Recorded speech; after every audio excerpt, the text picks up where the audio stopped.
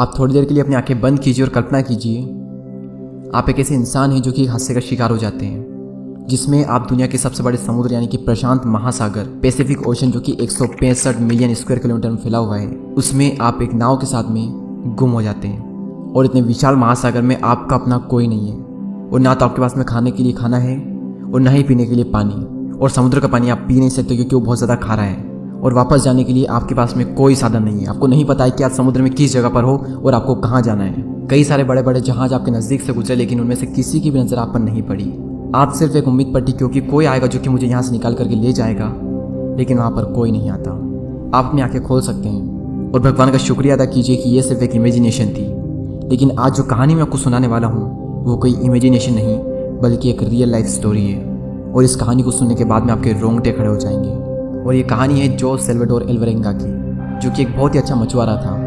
बात है 17 नवंबर 2012 की। ये वो तारीख है जब एल्वरेंगा मेक्सिको के एक छोटे से गांव से निकला और गहरे समुद्र में मछली पकड़ने के लिए उतर गया। और मैं आपको बता दूं कि जिस समुद्र में वो उतरा था वो दुनिया का सबसे बड़ा ओशियन था, पैसिफिक ओशियन, यानी हिंदी में प्रशांत महासागर।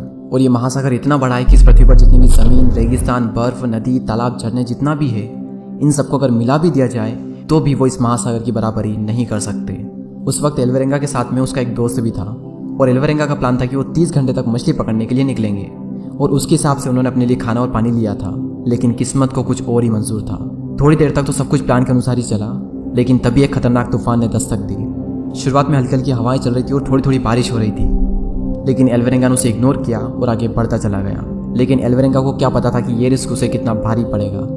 जब हवाओं की रफ्तार बढ़ी तो एल्वरेंगा समझ चुका था कि एक बहुत ही खतरनाक तूफान यहाँ आने वाला है। एल्वरेंगा ने नाव घुमाई और फिर से उसी दिशा में चल दिया जहाँ से वो आया था। लेकिन तब तक बहुत देर हो चुकी थी और वो दोनों तूफान का शिकार हो गए। एल्वरेंगा ने पूरी स्पीड में नाव को भगाया और जैसे तैसे तूफान से लड़ करके अपनी मंजिल पर पहुंचने ही वाले थे, और तभी उनकी नाव का फ्यूल खत्म हो गया। और एक और बुरी बात कि उनके पास में नाव को चलाने के लिए कोई चक्कू नहीं थे, और समुद्री लहरों ने उनकी दिशा मोड़ दी और उन्हें विपरीत दिशा में फिर से धकेल दिया। उनके पास कोई चारा नहीं था, बस एक आखिरी उम्मीद उनके पास थी, जो कि था उनका रेडियो, जिसे वो कॉन्टेक्ट कर सकते थे टीम से। लेकिन सामने से कोई रिस्पॉन्स आए उसका वेट करते करते उनके रेडियो की बैटरी खत्म हो जाती है, और इसी के साथ उनकी आखिरी उम्मीद भी।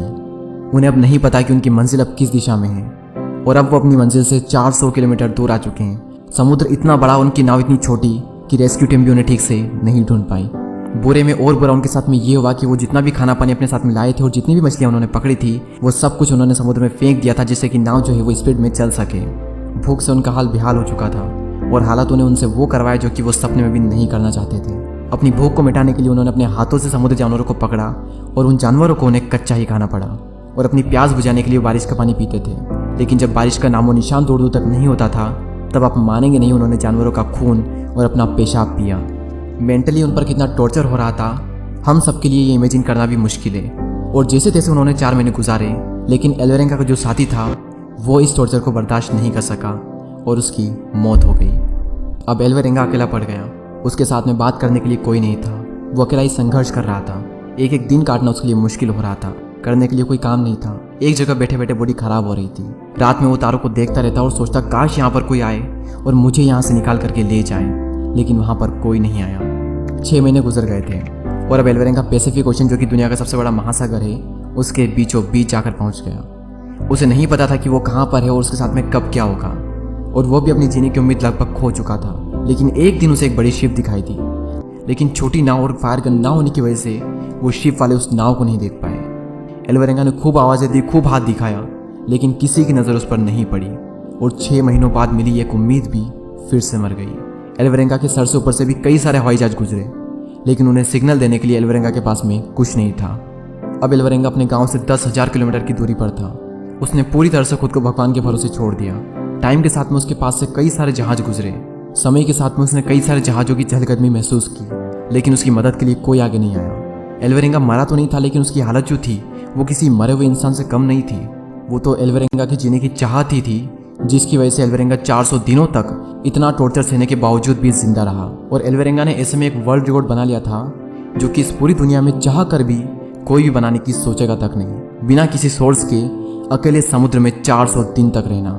और फाइनली 438 दिन बाद यानी 30 जनवरी 2014 को उसने पहली बार एक आइलैंड देखा, और जैसे ही उसकी नज़र उस आइलैंड पर पहुंची, मानो मुर्दे में एक जान आ गई हो। वो आइलैंड उससे 10 या 15 किलोमीटर की दूरी पर था।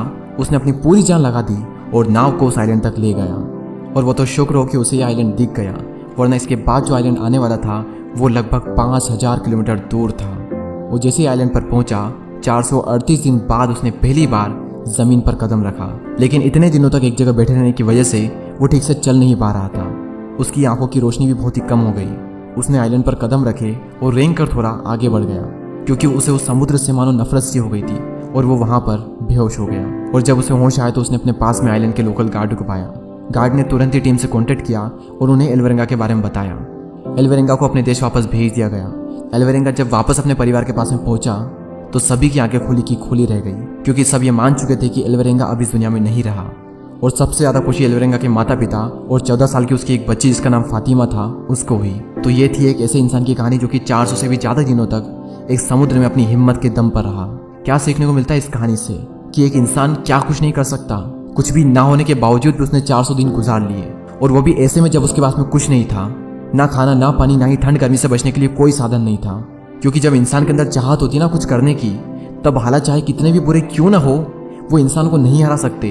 हालात हमसे कैसे भी काम करवा ले, हम कर जाएंगे। और इतना बुरा तो आपके साथ में नहीं होगा ना जितना बुरा एल्वेरेंगा के साथ में हुआ। उसके साथ में हर बुरी चीज़ हुई सिवाय एक बुरी चीज़ के कि वो मरा नहीं। उसके अलावा उसके साथ में हर बुरी चीज़ हुई। इतना टॉर्चर सहा उसने 438 दिनों तक।